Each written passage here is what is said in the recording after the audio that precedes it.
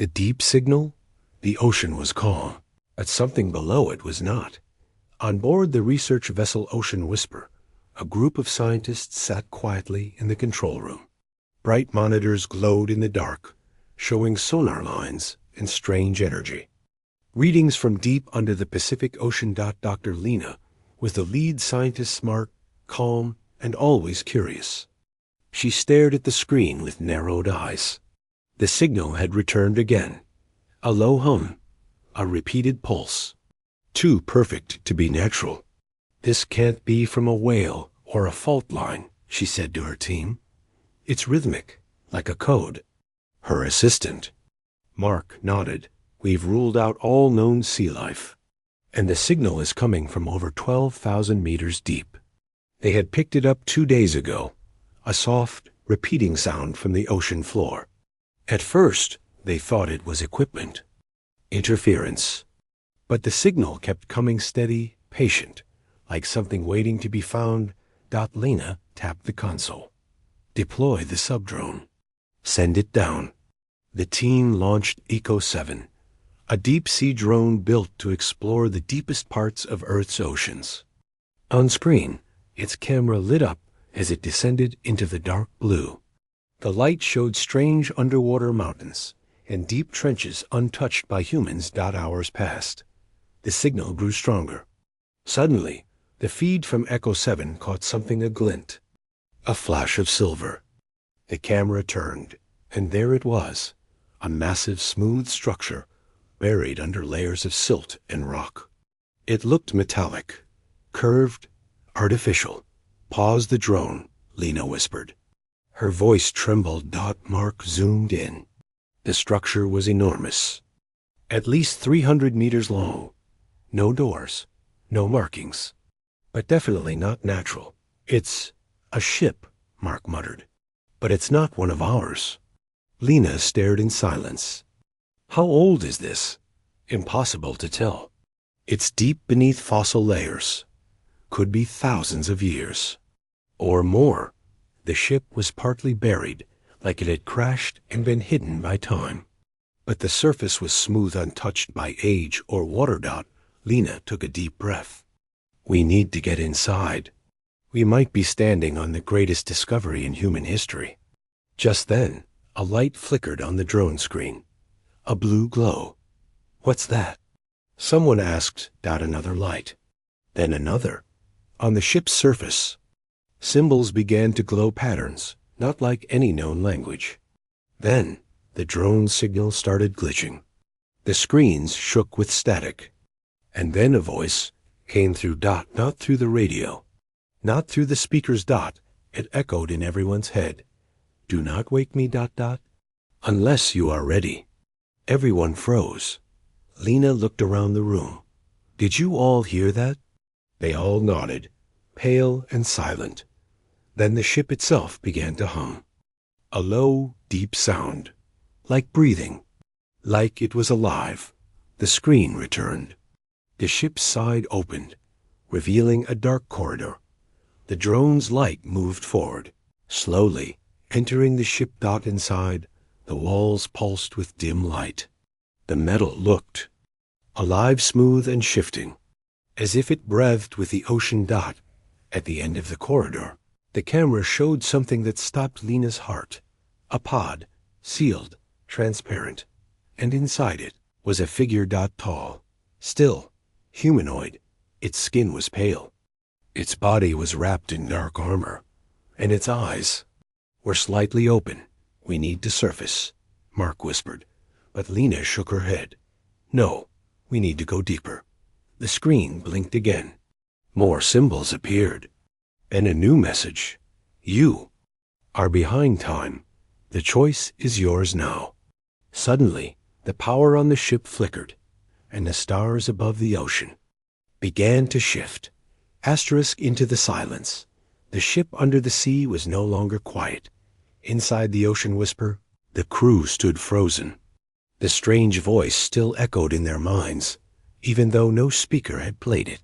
The deep-sea drone Echo 7 was now inside the alien ship, its camera showing an empty, glowing hallway. Dr. Lena stared at the monitor.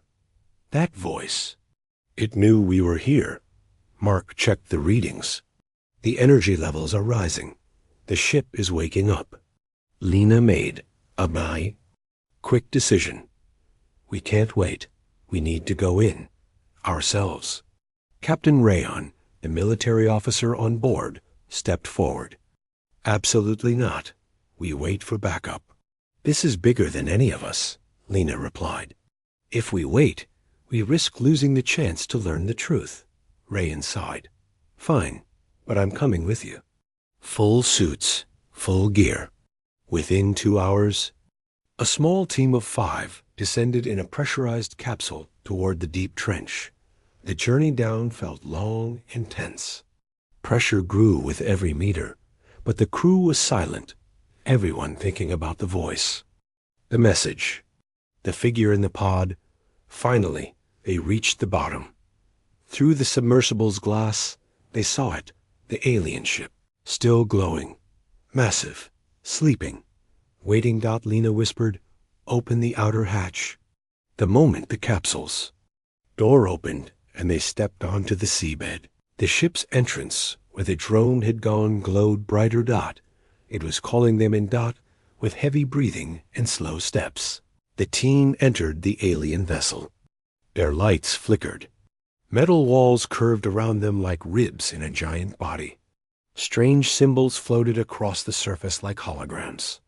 Nothing in human technology looked like this. Mark whispered. It's like the ship knows we're here. It's adjusting. The air inside was dense, but breathable. The moment they stepped past the entrance, the water around them disappeared. No water, Lena said in shock. It's dry. How? The ship was using some kind of invisible field to keep the water out. They moved deeper inside. The lights followed them, as if the ship wanted them to see.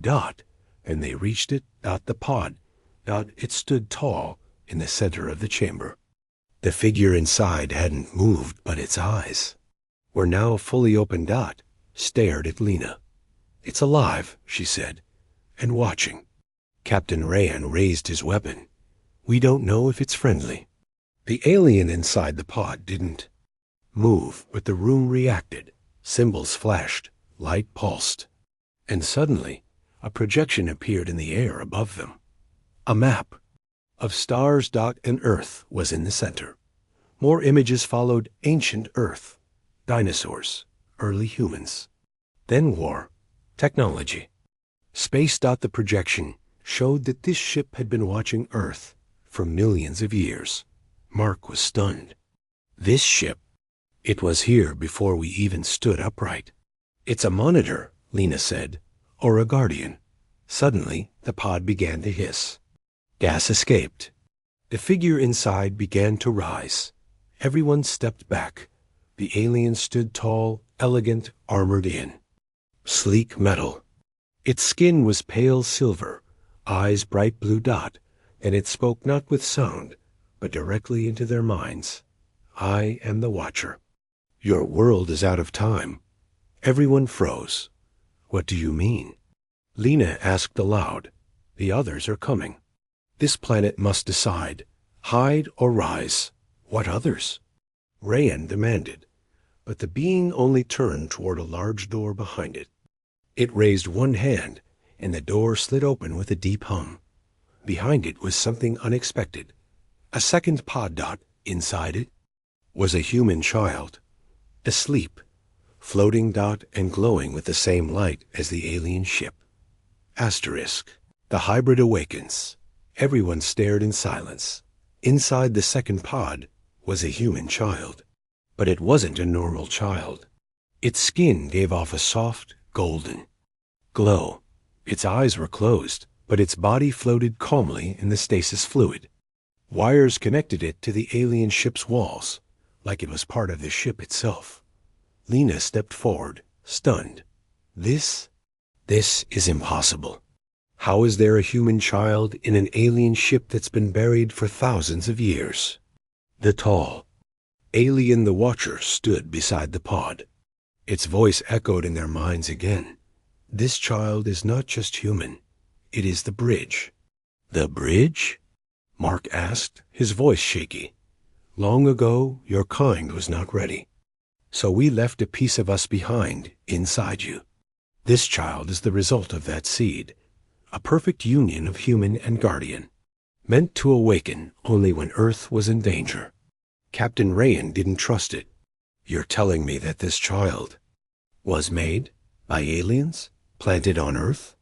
No, the Watcher replied. She was born here, but she was chosen long before you knew what you were. The child's pod began to glow brighter. The temperature in the room dropped. Lights blinked. The ship groaned softly, like it was responding to her heartbeat. Then, the child opened. Her eyes, everyone stepped back. Her eyes weren't like human eyes. They were glowing orbs of white-blue light. She didn't look scared. She looked calm. A strange energy surrounded her. She floated gently out of the pod. Lena whispered, "Is she alive?" The girl looked at Lena, then smiled softly. "Yes," she said. Her voice was gentle, but echoed strangely. "And I remember everything." Her feet touched the floor, though she hovered slightly above it. The ship brightened as she moved. Walls shifted. The control panels unlocked. The Watcher stepped aside. "She has been chosen to lead your world through what comes next," the alien said. Rayan raised his weapon again. "This doesn't feel right. How do we know she's not a threat?" The girl turned to him. "You fear what you don't understand. But I am here to protect you. That's what I was created for."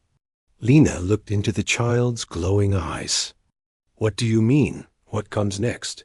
The girl raised her hand. A hologram appeared, stars, blinking red markers, and a large black void moving through space. At the edge of the map, Earth blinked slowly. "They are coming," she said. They heard the signal. Mark whispered, "The signal we accidentally sent from the ship." The girl nodded. "They destroy seed worlds like Earth before they awaken. They fear what humans might become." Lena stepped closer. "Then we stop them. We warn the world." The Watcher shook his head. "You are not ready for war, but she can help you become more." Suddenly, alarms rang through the team's comms. Rayan grabbed his earpiece. "We've got readings. Something is entering Earth's orbit. Something big."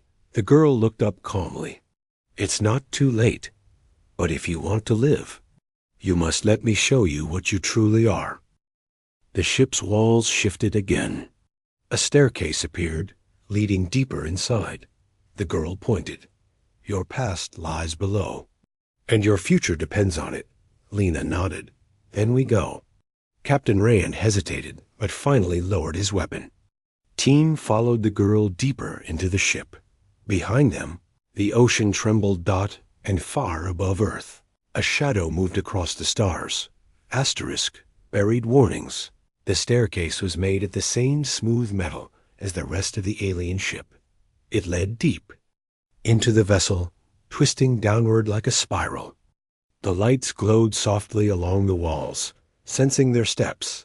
Lena, Captain Rayan, Mark, and the others followed the glowing girl without speaking.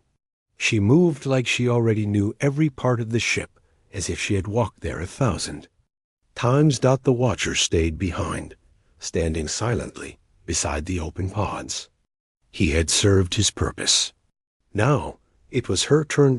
As the team reached the lower chamber, the air changed. It felt heavy, warm, alive. "What is this place?" Mark asked. The girl pointed ahead. "This is the core. It holds the ship's memory and your warning." The chamber opened into a vast circular room, filled with floating crystals, glowing panels, and thousands of small lights blinking in patterns. In the center stood a tall, clear structure like a tower pulsing with energy. Lena stepped forward. "Is that a data core?" The girl nodded. "It holds the records of 1,000 lost worlds, all destroyed.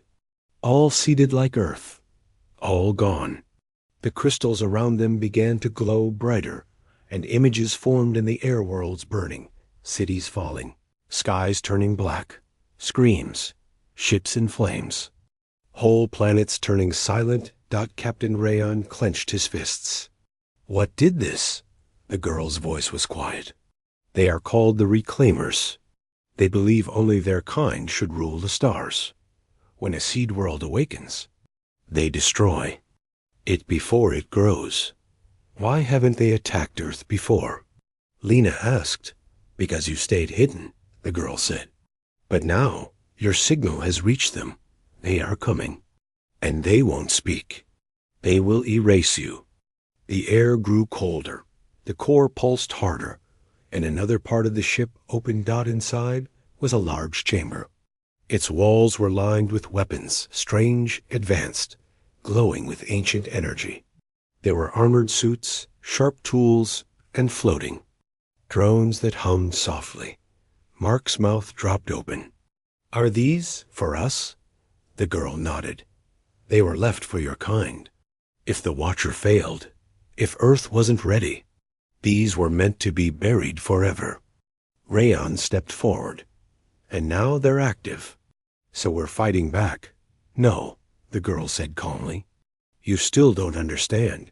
You cannot win with weapons alone. Earth must change. Must remember what it really is.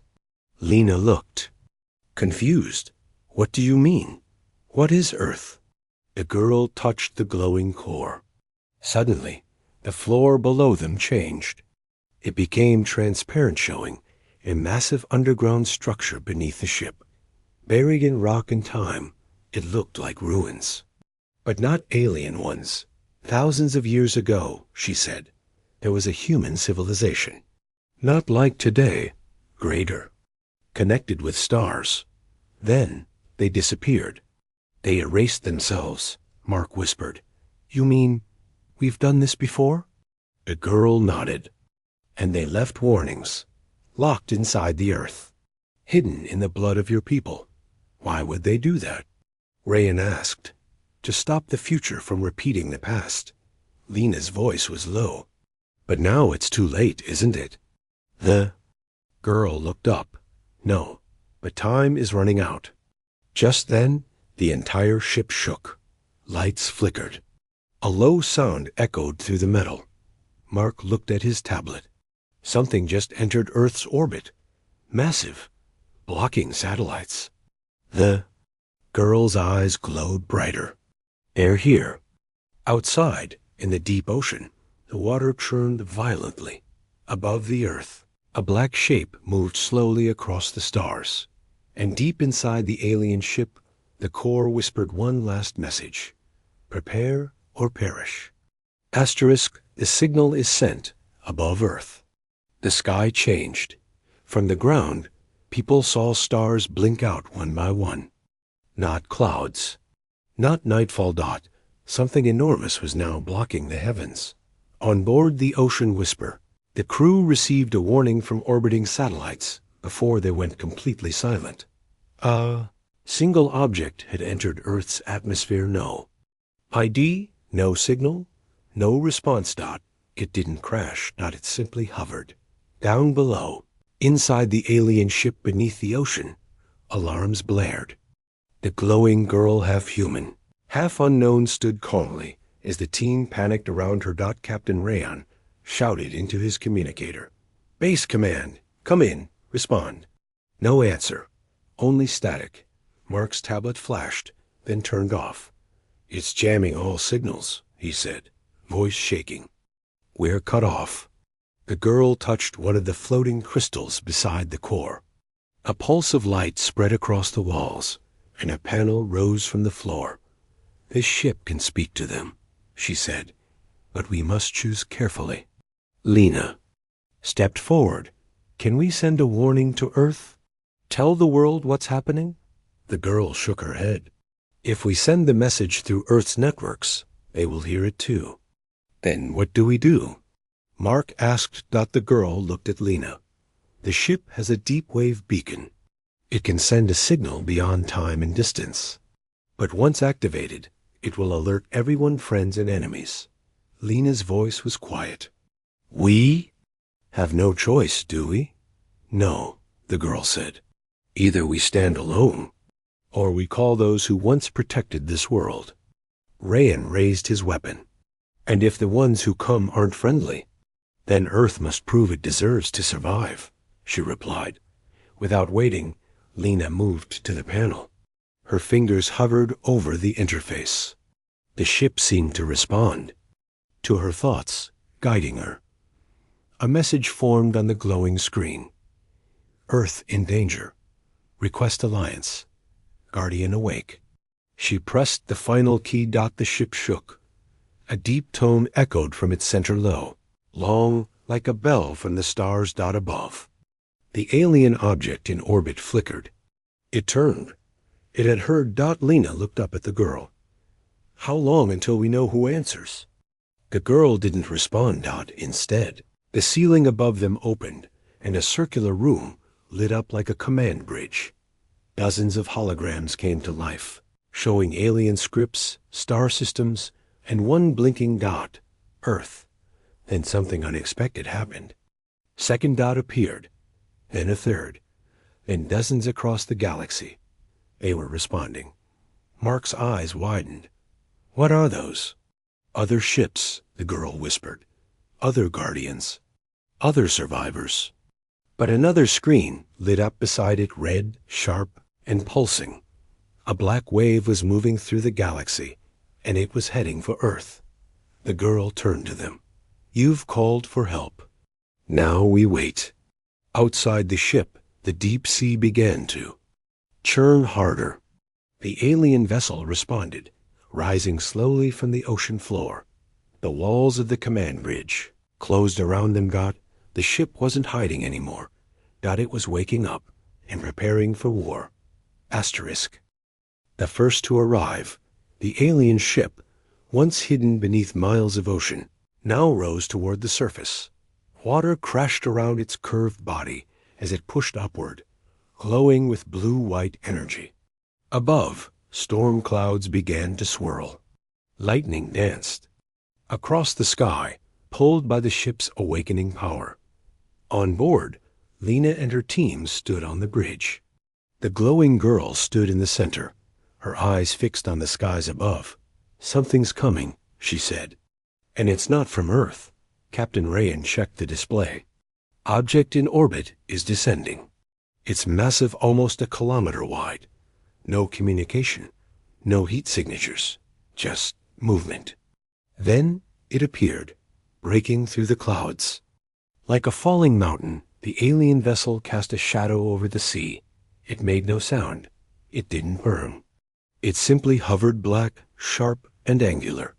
Its surface looked like broken glass, constantly shifting. Unnatural? Wrong. Mark stared at it.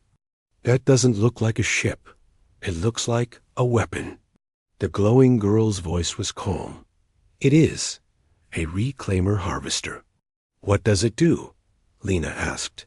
It doesn't negotiate, she said. It lands. It consumes. It erases. Life. The reclaimer ship moved over the ocean, then suddenly split open. 6 long arms extended outward like claws. Energy lines formed between them, creating a swirling vortex above the water. Within seconds, the sea below started boiling. Rayan shouted, "They're pulling energy directly from the ocean." The ship's bridge lit up with warnings. "They're preparing a cleansing pulse," the girl explained. "It will wipe all advanced life in a 300-mile radius." Lena's heart pounded. "Can we stop it?" The girl turned to the core. "Only this ship can. But I must interface with it fully. It will cost me." "What do you mean?" Lena asked. "I was designed to be the key. But if I unlock the ship's full power, I may not survive it." Rayan stepped forward. "No, there has to be another way." The girl smiled gently. "There isn't. Earth's defense begins now." Without another word, she stepped onto the glowing platform at the center. The crystals lit up, surrounding her with spirals of light. Her body began to rise, hair floating, eyes pure white. The ship responded instantly. Walls shifted. Panels opened. Cannons extended from the hull. A field of light surrounded the entire vessel like a shield. From the bridge, Lena watched as the ocean ship rose higher, now glowing like a star. "It's not just a ship," Mark whispered. "It's a protector." The reclaimer harvester reacted. It turned toward the alien vessel and fired. A beam of dark energy ripped through the sky, heading straight for them. The girl raised one hand.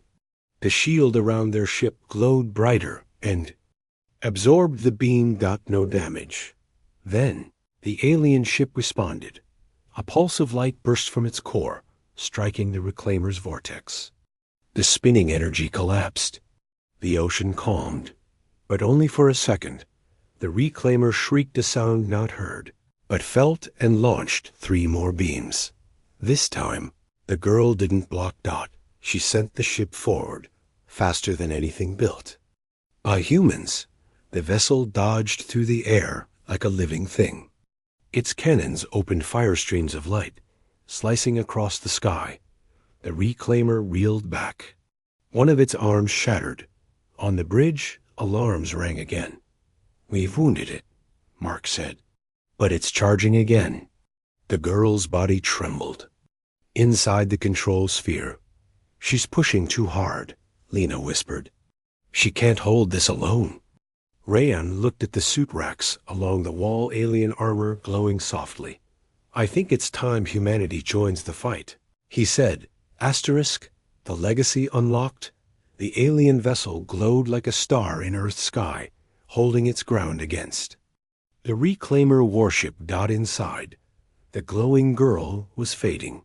Her body hovered in the energy core, but her light was dimming. Lena watched helplessly. "She's giving everything she has." The ship trembled as another enemy blast shook the shields. Warning lights flashed. The bridge was overheating. Mark's voice cracked. "We can't let her do this alone. There has to be something we can do." Then Rayan stepped forward. "We were given a choice. Now it's our time." He ran toward the armored wall. Alien suits, sleek, metallic, and humming with power, stood waiting, untouched for centuries. Without hesitation, Rayan placed his hand on one.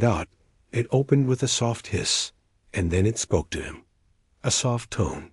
A pulse. The armor scanned him and reshaped itself to fit his human body. One by one, the rest of the team followed. Lena felt the armor pull over her like a second skin. Her mind cleared. She felt stronger, faster. Connected. Suddenly, they understood. This wasn't just technology. It was memory. It was legacy. The armor didn't just protect, it awakened the forgotten bloodline inside them. The ancient humans who had walked the stars, long before their fall. Their courage.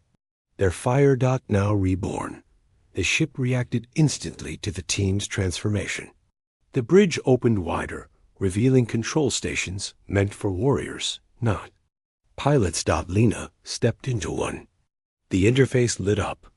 "We're not passengers anymore," she said. "We're part of the ship now." The glowing girl looked back, smiling faintly. "You found it. The spark that was always inside you." The alien ship surged with power. Outside, the reclaimer harvester tried to retreat, but it was too late. Human hands now guided the weapon. Once left in silence, Rayan raised his arm. "Target all core points. Full strike." The ship responded with pure precision. Blinding beams of light burst forward, cutting through the enemy like a knife through darkness. The reclaimer screamed one final time. Then it exploded in the sky. A flash. A shockwave. And silence. Earth was safe. For now. Inside the ship, the girl collapsed slowly to the floor. Lena caught her. "You saved us," she whispered. The girl touched Lena's chest. "No. You saved yourselves. I only lit the path. With that, her body faded into soft light absorbed into the ship. A part of it, forever above Earth, satellites blinked back online. Governments across the planet scrambled to understand what had just happened. But they had no answers, only a signal. A message sent from Earth to the galaxy. We are awake now, and we will not kneel. In distant star systems, alien species paused.